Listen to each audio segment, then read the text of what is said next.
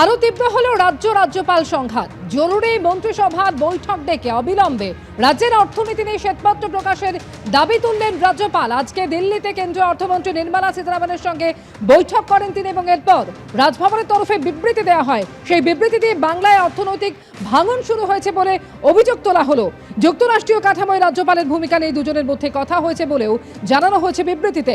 বরানগর এবং ভগবানগোলা বিধানসভা উপনির্বাচনে জয়ী দুই তৃণমূল প্রার্থীর শপথ গ্রহণ ঘিরে যে টানাপোড়েন চলছে তার মধ্যেই রাজ্যপালের রাজ্যের অর্থনীতি নিয়ে শ্বেতপত্র প্রকাশের দাবি চলতি সংঘাতে নতুন মাত্রা যোগ করল।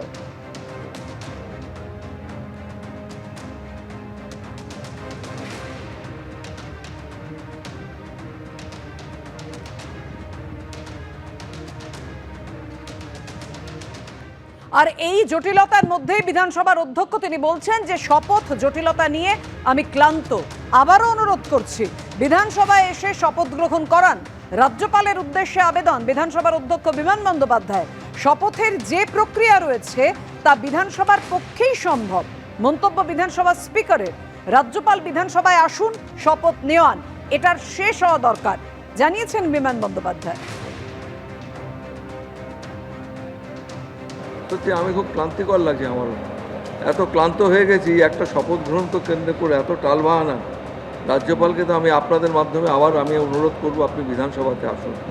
বিধানসভা হলো একমাত্র জায়গা যেখানে শপথ গ্রহণ করানো যেতে পারে, কেন আমাদের অনেক কাজ রয়েছে সচিবালয়ে। যিনি শপথ গ্রহণ করবেন আপনারাও দেখবেন, লোকসভাতে প্রধানমন্ত্রী শপথ গ্রহণ করার পরে উনি সচিবালয়ের টেবিলের সামনে গেলেন, গিয়ে তিনি সই করলেন, তার সার্টিফিকেট জমা দিলেন।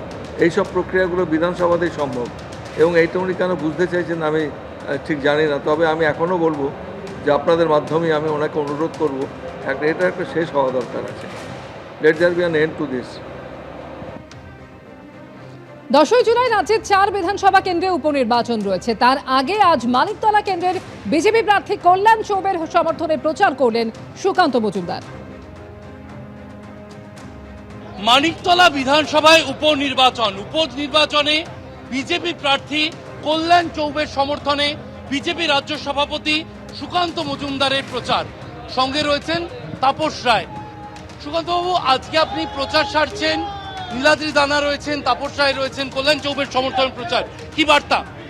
দেখুন, বিজেপি এই সিট গতবার সামান্য মার্জিনে আমরা হেরে গেছিলাম। গত বিধানসভা নির্বাচনে প্রার্থী আমাদের কল্যাণদাই ছিলেন। কল্যাণদা আবার প্রার্থী হয়েছেন এবং এই মুহূর্তে তিনি তার সাথে ফুটবল সংস্থারও প্রধান ভারতবর্ষে। তো স্বাভাবিকভাবে উত্তর কলকাতার সাথে ফুটবলেরও একটা বিরাট যোগাযোগ আছে। তো মাননীয় কল্যাণদা আমার বিশ্বাস এবার বিধায়ক হয়ে এই সিট নরেন্দ্র মোদীর হাতে তুলে দেবে।